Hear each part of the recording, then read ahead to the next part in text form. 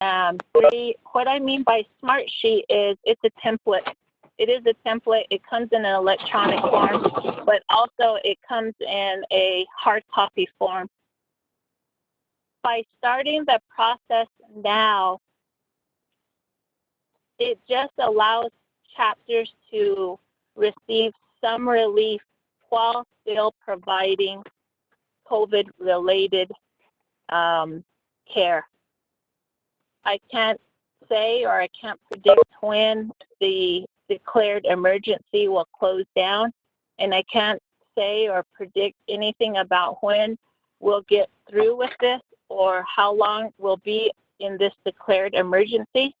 But I do know that according to FEMA and the FEMA guidance I'm receiving, we can start to work on the recovery plan.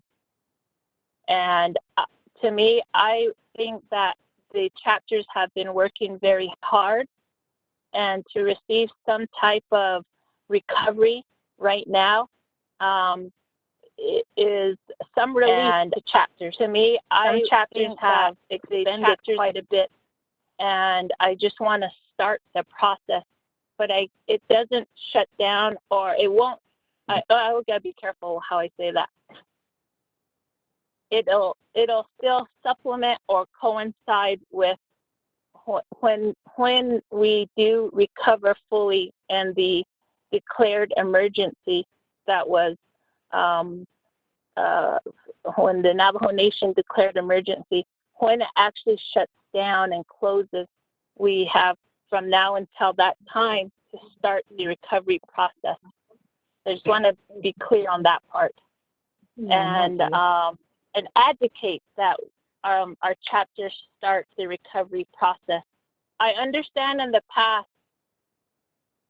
that, like, for example, last year, the winter storm, you had to wait till the storm was actually over, the emergency was completed, and in the past, it had to be completed and shut down, the emergency had to be closed, and then the chapters could start recovering.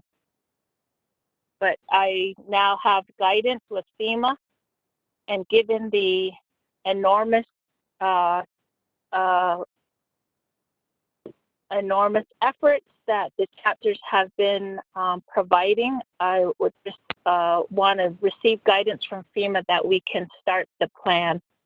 So I'll be able to speak a little bit more into detail about this in the coming week or weeks, and I'll be able to speak a little bit more into detail about how the process will start and what that would look like. So I hope I was able to answer everyone's questions and provide some clarification. So yeah. I have a question from Lake Valley. Okay, Shanant, go ahead, brother. Yeah, that all that can happen. We turned in some stuff. We have not received any money from FEMA, so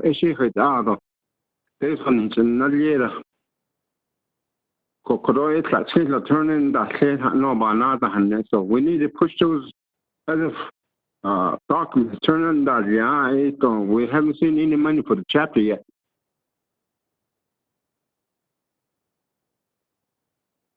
Out there.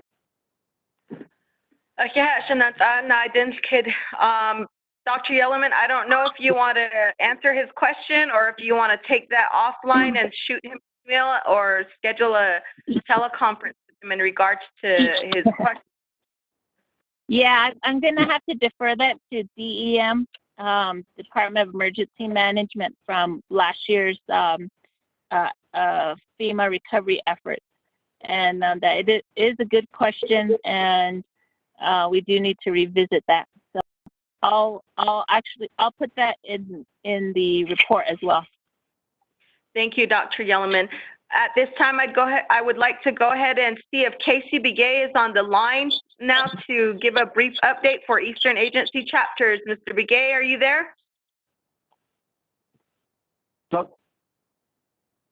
Shirley, this is Johnny. I have one question for Dr. Yellowman. Okay, Johnny, go ahead. Yeah, it says, question, what is the threshold for this reimbursement from FEMA?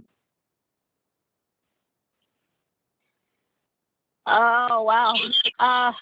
Right now the goal is to capture 75% of the total amount. But that is a good question that I will be able to text back to you today. Okay. So I still have another, and some of you have worked with Mr. Wesley Todd before, but he is here. He's been a great help to me, and he's been providing me a lot of information. I will meet with him again today and make sure that we really work to these detailed plans.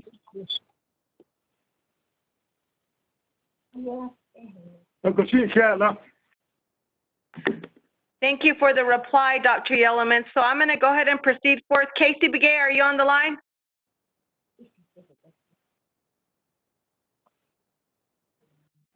How about Ms. Jim Martin? Miss Jim Martin, are you on the line? This is Alonso Jim Martin. Go ahead, Miss Jim Martin. I have a call right now, so I hope everyone can hear me. The question that I just want to respond to, since Dr. Yellowman gave an overall report, is regarding the special duty pay, regarding hazard pay. For all the chapters, we need to make sure that if you are going to provide hazard pay or special duty pay to your chapter staff, please make sure it is budgeted in your funds to do that. That's one thing that the policies and procedures states from the Department of Personnel Management and also the Office of the Controller. All programs and chapters need to make sure that if they are doing special duty pay or hazard pay, they're the same thing. They need to make sure that they have those funds budgeted to pay overtime to non-exempt employees. And if you're planning to pay any type of hazard pay to exempt employees, then you would do that at a later time if you have funds in your budget. So if you need guidelines, that's where our technical assistance, that's where our SPS comes in to assist you, or ASOs with our office. We can make special assignments to meet with your chapter. If you feel like you need additional support, please reach out to me, send me an email, and I will make sure that we get some technical assistance to your chapter. I'd like to turn the time over to Casey as well. Sounds good. I know that Casey is on the line. I think he's having technical difficulties. Mr. Begay? Cheryl, can you hear me? Yes, I can. Okay, there you go. Now we can. Can you hear me? His Verizon thing. Well, everyone, yeah, thank you. Yeah, I had some administrative items I wanted to go over with some of them. Special duty pay, all that information.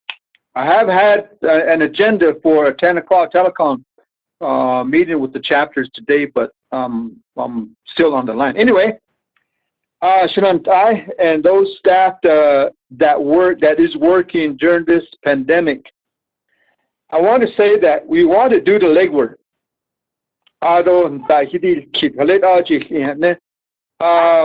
Eastern Agency, Nawo Nation, Shanantai, we've gone through this many times, and I think we all have an idea. We just need to remind each other the processes and the procedures. The special pay, what we need to do is process and get in line of our time spent, hours spent during this pandemic. One of them, we sent information, personnel action forms. We have been submitting U-Haul have been submitting your 214. So, FEMA and we've been explaining that. So let's go ahead and get that information. Let's do the legwork. PAS settled. Aro timesheets. How many hours we worked and so forth. Maybe we do need to allocate some extra funds, appropriate some funds for this special duty payment. So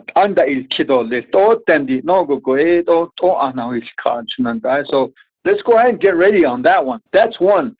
The second thing is when we go back to work June 8th, idea and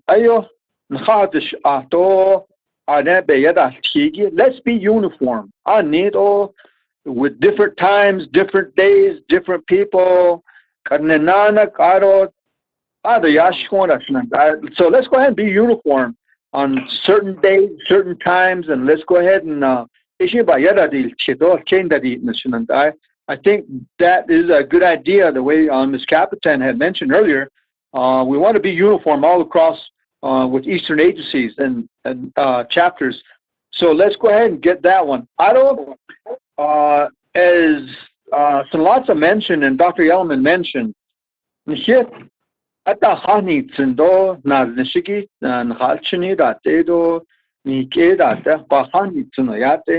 want to open the doors 40 hours a week and then say, have at it.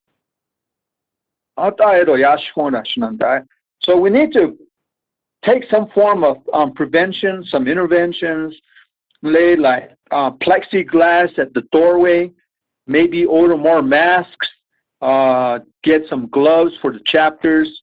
Dr. Yellman, we don't want to send everybody out there plain clothes and so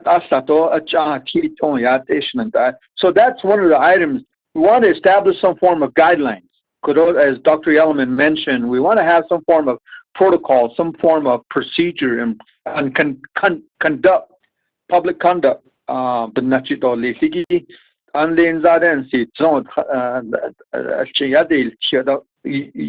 don't know. We need to discuss that. We want to come out with some. We want to be ready. We just don't want to open the doors and say, we want to safeguard and our employees. This case. The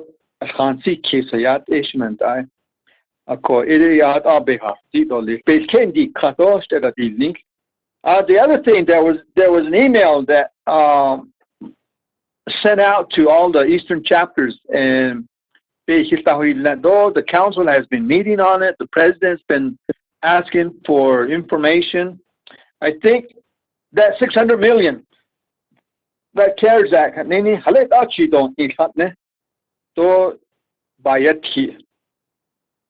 I think from our standpoint, the constituents, we have an idea what we're lacking, where we're at, and where we're not. First thing is water line. There's no running water to the 100% of our people. Let's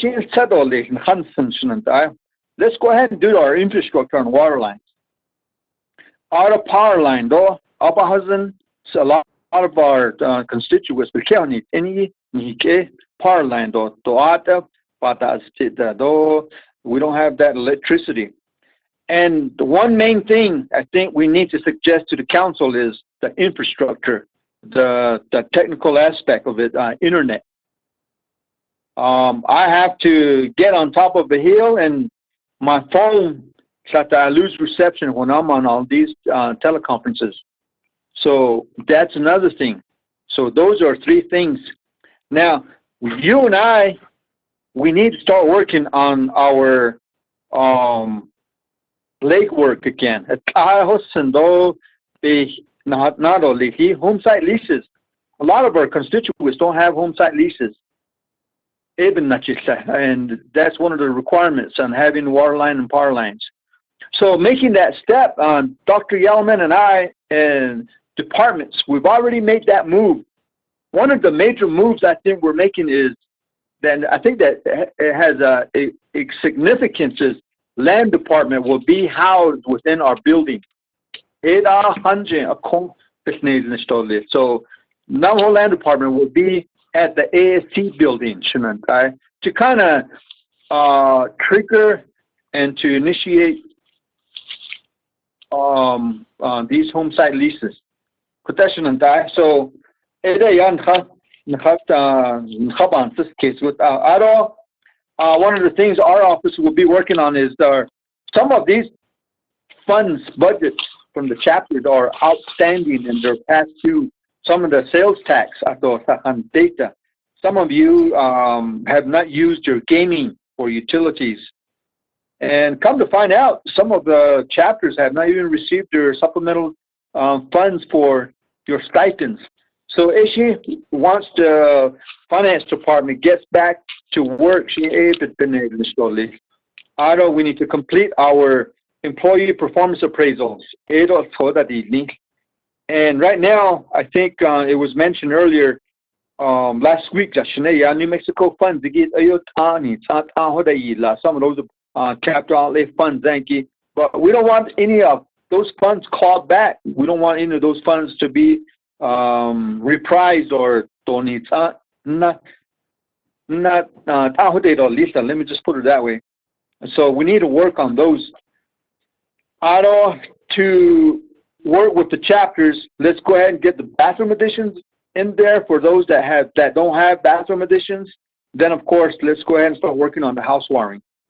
FEMA, it's going to be that time that we're going to be requesting for reimbursement. Mitigation, when do we jumpstart that? When do we kickstart our information? We don't want to be late. Some of us have returned and submitted our information back to FEMA past the deadline. We don't want that to go through that same process. There is a template. You, the chapters, have already gone through that process. So so I'm here to help you, and let's go ahead and continue to start compiling our information. I would say that I just wanted to mention that, and then I want to reschedule and resend our information for my teleconference with the chapters, the staff, and you, the chapter officials, at a later time. I got to look at my schedule, and we'll send out the information.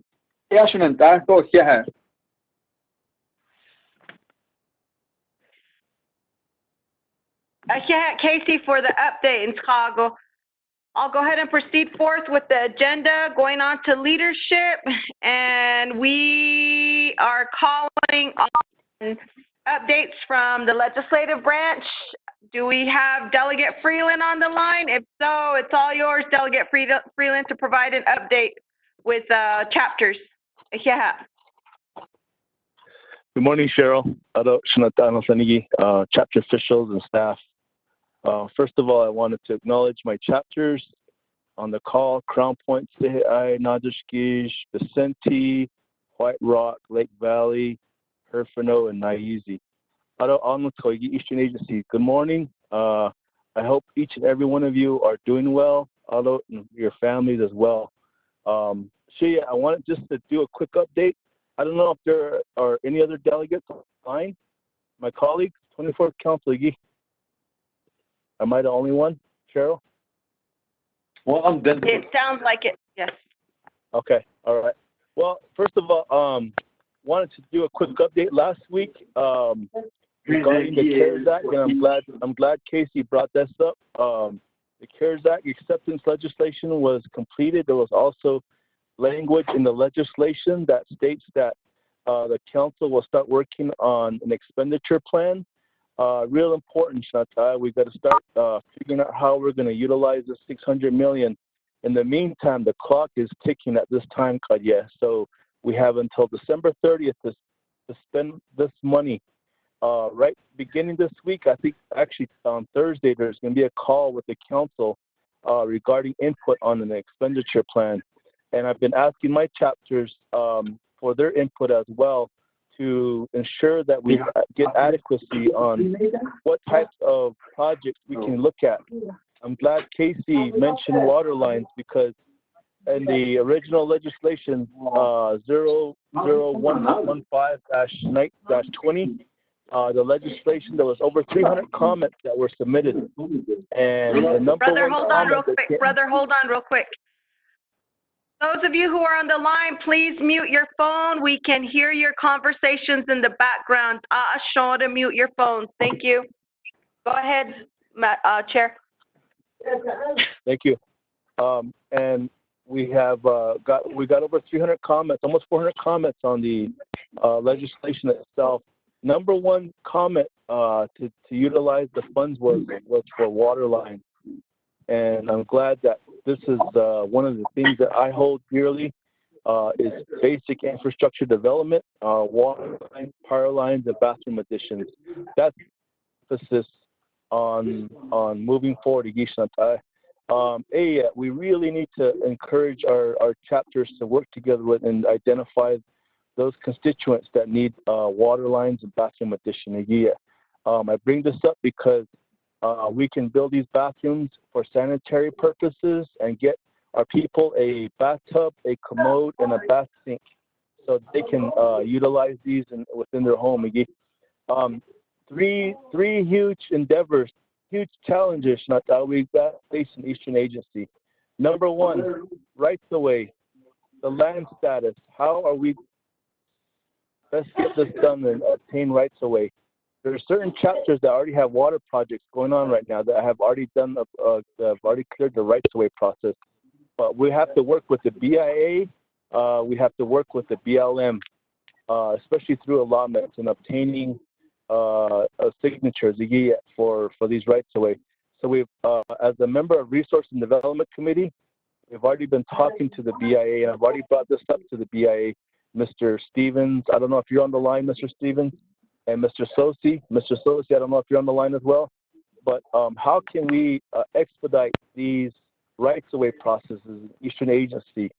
I did ask if there was a way to ask for a waiver. It's going to take a huge endeavor to do this, and maybe even ask Congress for help just during this time, just during the pandemic. So we may have to go all the way to Congress to do this. Two separate fronts I'm working on this rights of way process on is the Resource and Development Committee, as well as Eastern Navajo Land Commission. So we have two teams looking into this rights of way process and how we can obtain it if we need help on the Washington, D.C. level. Within the next couple of weeks, we're going to have a visit from Department of Interior Secretary David Barnhart. He's going to be visiting Albuquerque, and he's also going to be visiting the Grand Canyon. So I did get invited to meet with him. I'm going to really emphasize his help on these rights of ways approvals for Eastern Agency. So we really need to look at this holistically. So I know there are other outfits that are looking into this, including the Speaker's office. So I just wanted to mention that, we really need to get this done. Number two is when you obtain a right of way, you have to incorporate a design or get a design going for water lines. And who takes care of all of our water lines in Eastern Agency, or who designs them and gets them constructed for us? It's Indian Health Service, Office of Environmental Health. I don't know if Rosalind's on the line, but I know there's a shortage of engineers at OEH, and this is such a large task. And I'm glad that Honorable Madam Chair Amber and I were talking about this, and she threw the idea of incorporating the U.S. Army Corps of Engineers to help design these water lines as well as a backup. So I think Health Service has already started the process to get the assistance of the Army Corps of Engineers to design these water lines. So if you have water line needs in your chapters, now's the time to start getting everything together again. if you had started this, if you had started the rights of way process, now is the time to restart those engines, restart the process again. This is the time now. And then lastly, the third part of this whole process is the construction phase.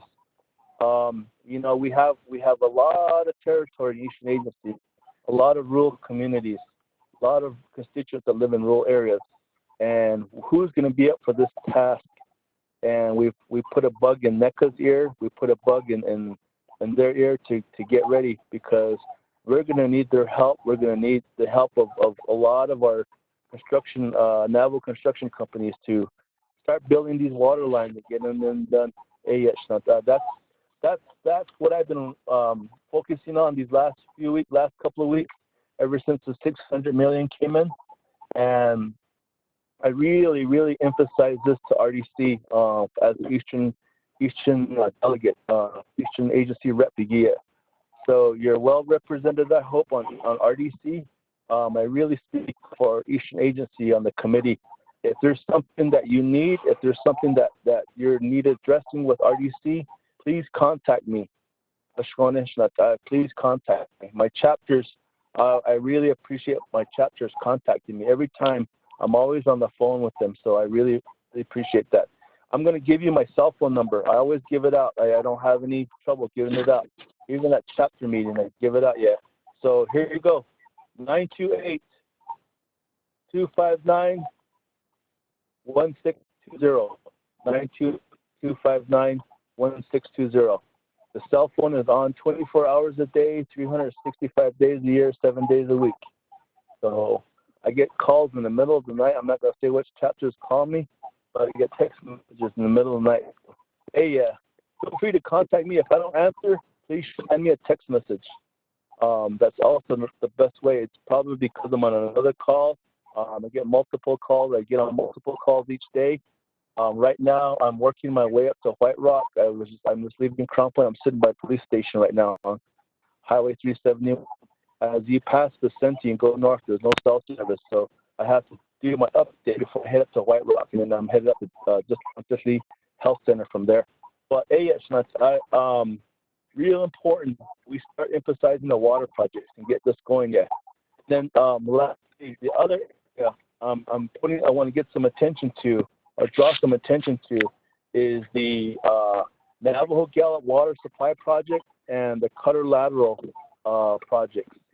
And I know there's a shortfall through the Bureau of Reclamation on the Navajo Gallup Water Supply Project, all the way down the highway down to 491, all those chapters on that side.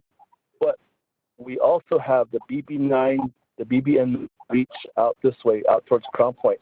That will go all the way to Crown Point. I really would emphasize, how can we help? I've already mentioned this, and I put this out there already to my colleagues. How can we help the BOR, or how can we help get this project done and get the valves turned on to all of our people on that side, including all the way into Crown Point? How can we get the water turned on? What do we need to do? Do we need to invest the $40 million? What is it going to take to get that water line going? So I think that's the big question. Now, on the Cutter Lateral side, it's a matter of operation and maintenance. What do we do to help with the operation and maintenance of that project? Bringing water down from on that side, on Far Eastern Agency. So those are the big questions and the big asks. Sonata, I really appreciate all that you are doing at your communities, each of your chapters. We need to continue to educate and communicate and really encourage our people to stay home. This COVID-19 is no joke, Sonata. This is no joke. We're losing a lot of good people to this virus. And we really need to incorporate safety practices. We need to incorporate mitigation. And I'm glad that Dr. Yellowman mentioned this earlier, mitigation. What does that word mean? I asked this to Indian Health Service last night. Can you break that word down? Mitigation. It's a type of behavior. You develop these great, or these good ways of practicing cleaning your hands and washing your hands, taking care of yourself, staying 6 feet away from people. But mitigation is something we need to start incorporating and start relaying and communicating with our people. You know, we just got done with a 57-hour curfew, and I understand that there was a lot of police officers out, so we need to give it up to them because they are out there protecting our frontline people and working to ensure that our people are staying home. I did have a Facebook Live message last night. I had a virtual graduation and COVID-19 Facebook on Zoom last night. I had Nota Begay III, I had Jeremiah Bitsui, Pax Harvey, our own Miss Eastern Navajo, Danielle Dawes was on there, as well as the IHS, Rosalind So, and Captain Brian Johnson. The first part of the discussion was congratulating our graduates from 2020 all across Navajo Nation, but our schools on Eastern side, Crown Point, Theru, Tegai, Cuba, Bloomfield, all of our schools out here, of our children that are attending these schools, and congratulate. But that was the first part, and then the second part was talking about the COVID-19 situation on the Navajo Nation. I'm trying to set up another call or another Facebook Live tomorrow night. I invited Congressman Ben Ray Lujan. I invited Deputy Secretary Lynn Trujillo, and I also invited Cabinet Secretary, General Director Rosalind So and her team again. But I really would like to hear from the Congressman on giving us an update on some of his work out there. So that's going to hopefully happen tomorrow night between 7 and 8 o'clock tomorrow. But really, there's a lot to report, Shantai. This $600 million. I'm really going to emphasize water, electric, and bathroom additions for our people. And for us, that's the basic need is so important. The basic testing of basic infrastructure will always be there for us. And knowing that there's 7,000 homes right now across the nation that don't have any water, that need a water line, and it's going to cost $1.5 billion to get everyone hooked up. So if we can put a dent in that $1.5 billion, if we can put a dent in the 7,000 homes, we know we've done good. So I pray for each and every one of you for your continued help, for your continued safety, for your continued well-being with you and your families. I wish you all the best, and I will see you down the road sometime soon. Please text me. Feel free to contact me at any time, Shata.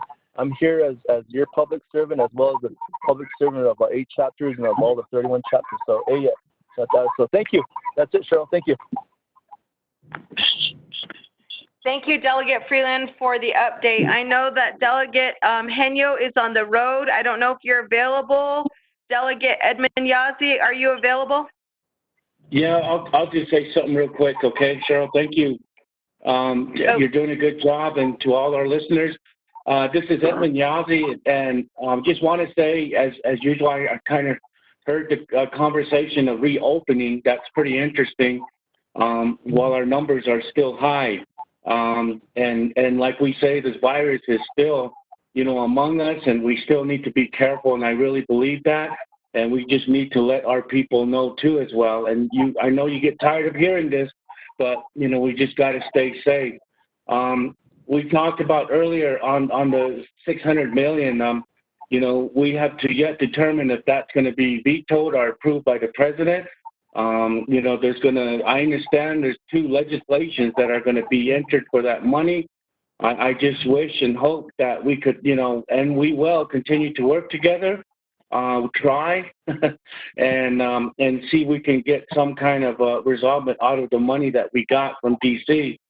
So basically, that's all I have. I mean, I know we're all busy within our chapters, and I just ask everybody to keep in prayers of our families that are really impacted by this COVID.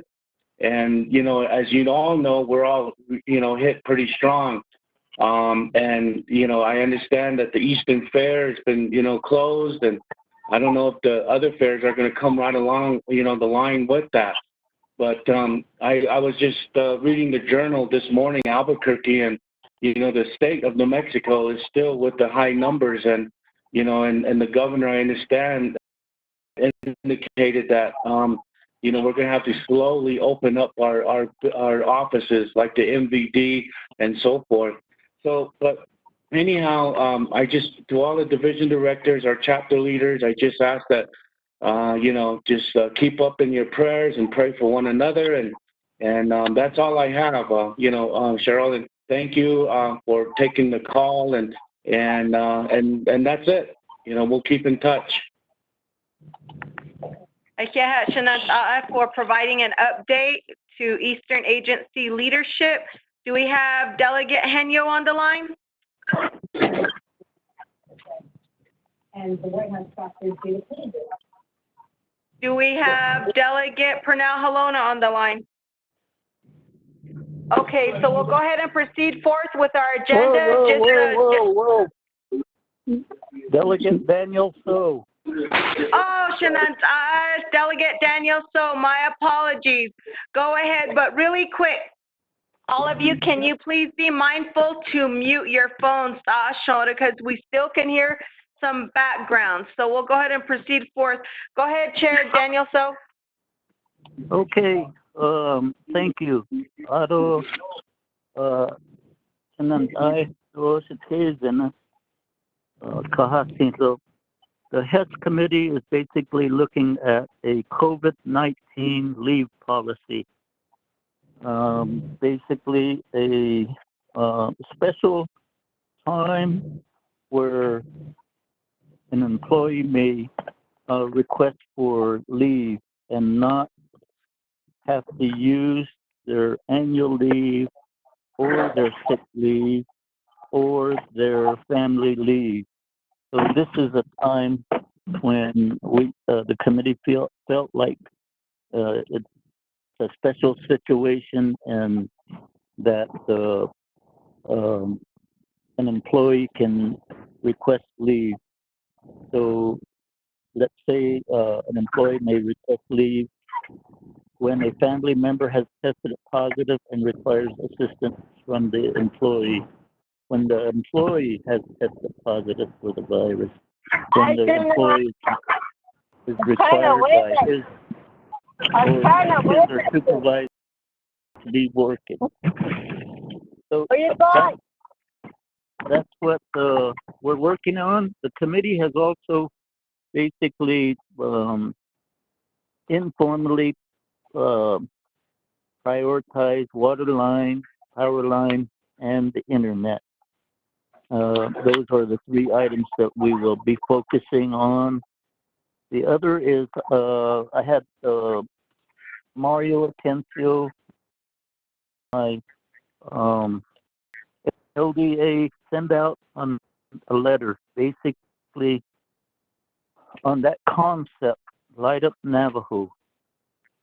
The council has appropriated some money, but what I still want to do is get some money for Eastern to basically do the short line, power line extensions, basically fund those short line Pass Mountains Electric Co-op, Continental Divide Electric Cooperative, as well as Coral Power Electric, and the one that goes to Kohajile.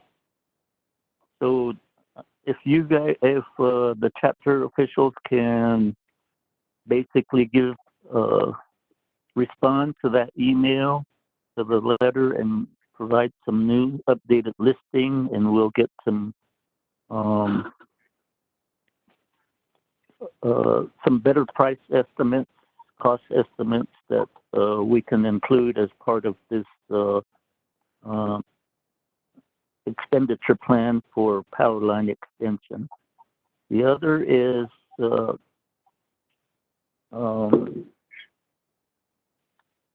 the nation really has to decide the site selection for the Gallup Indian Medical Center. We have congressional folks really focused on the fact that the Gallup Indian Medical Center is an outdated facility, and it's really demonstrated the need for a new facility. And we have our congressional delegation just waiting for the nation to say right here. this is the site. Previously, IHS had evaluated 5 sites, and they had determined Rehoboth being the best site. However, there's some new action, some wanting to go to Fort Wingate. But Fort Wingate site requires reclamation, remediation, and it may even take 5 to 10 years for that to occur because there is no funds for remediation or reclamation. So the committee, HES committee, as well as Navikia committee, will have to basically make a decision on how to best proceed and how to get that action going forward. So those are some things that that we are working on, and again, the focus is on using this money in a very expeditious manner.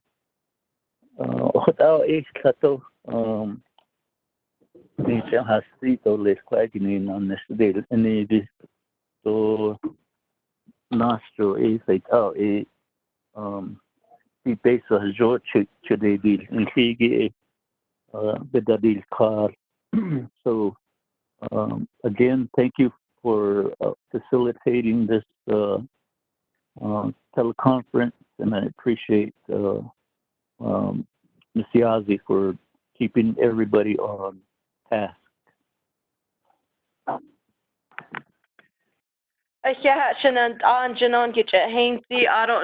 You provided a great update in regards to what the HES committee is doing, and thank you for your leadership.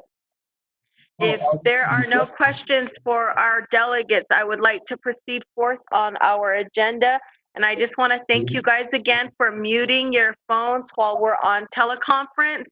I know this is quite a challenge, and it's a new behavior that we have to acquire and remind ourselves to place ourselves on mute. But I just want to tell you guys thank you. At this time, I'd like to... Cheryl, okay. this is Leonard Sosi. At a certain point, can you incorporate me on the agenda for OPVP? Sure. Thank you. Sure.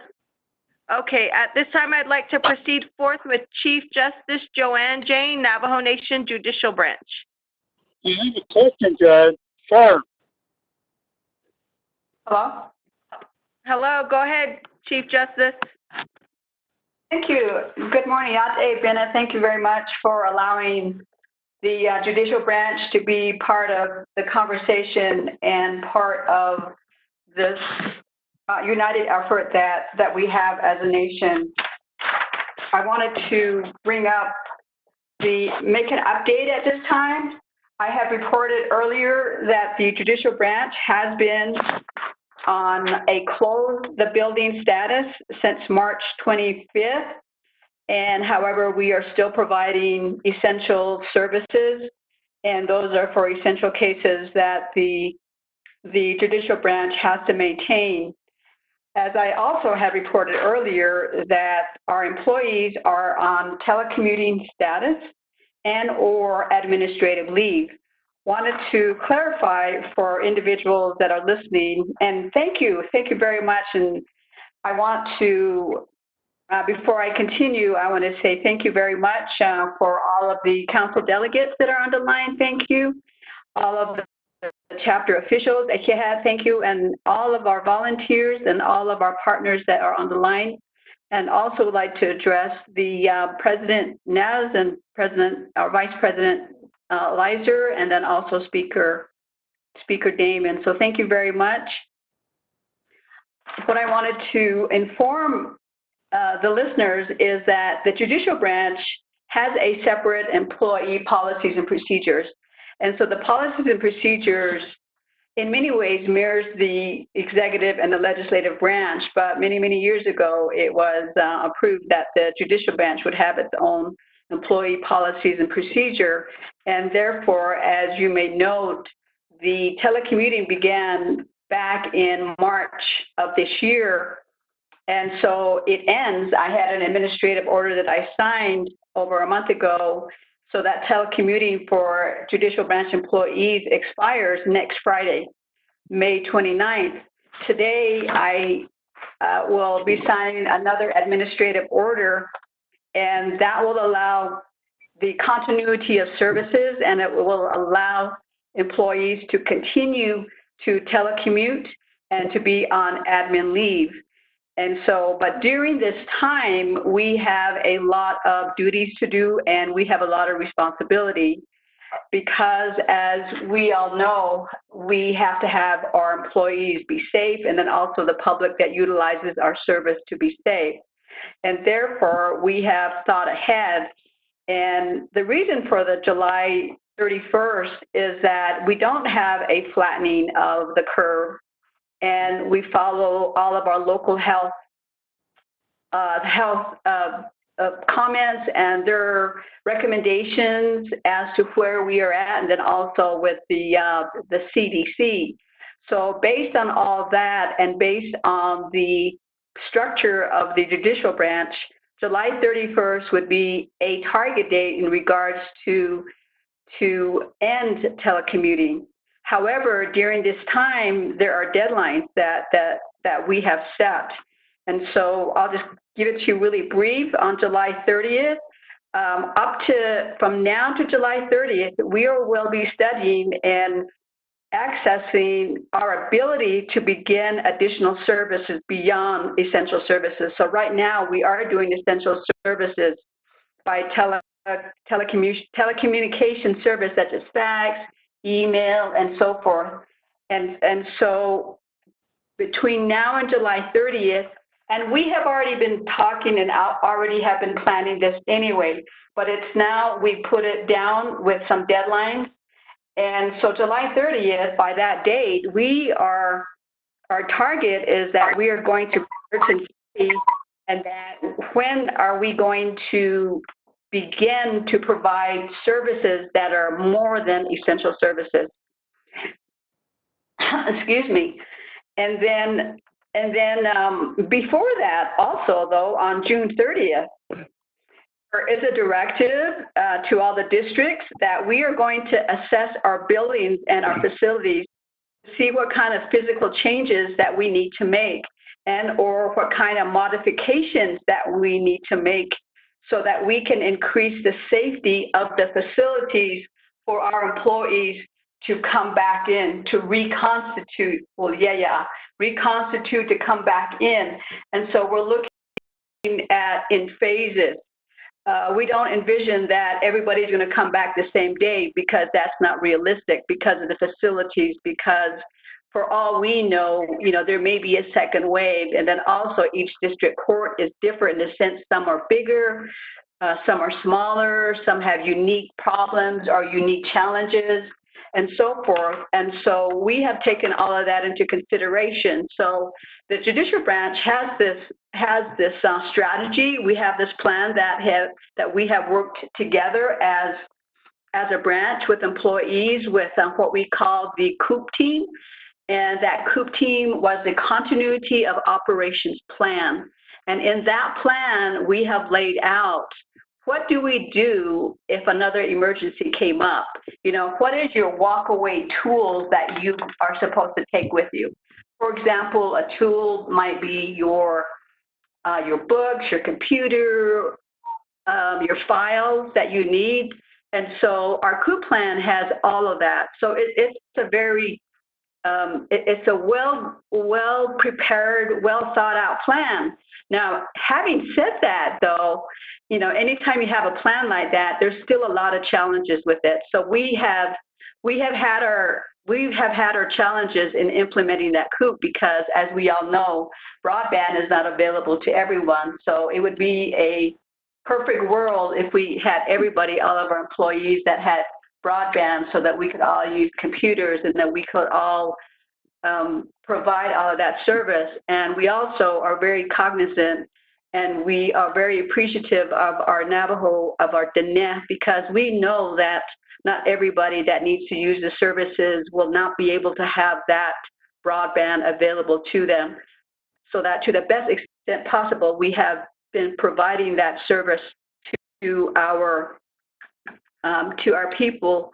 And then within these next few months, we're also looking at, and we've been doing this whole time, is further developing our information technology plan, our IT plan.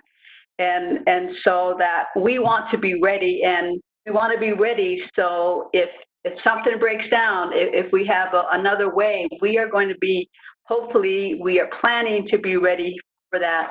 So I just wanted to bring that up as an update. Right now, the courts, the buildings remain closed. The services remain open. The services are provided digitally, by technology, by fax, by telephone, by drop-off boxes. And so we are very, very careful to make sure that our employees are safe.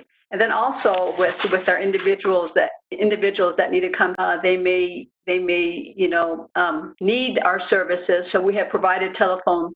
We have increased and will be increasing and we've had at the beginning, we've had radio announcements to our Dinet, and then of course we have our social media page and our website. And so we've done that, and we are going to vamp that up more because we are still in a time where we don't know, when we are going to start reconstituting back into the buildings. And so with that, just wanted to bring that up, is that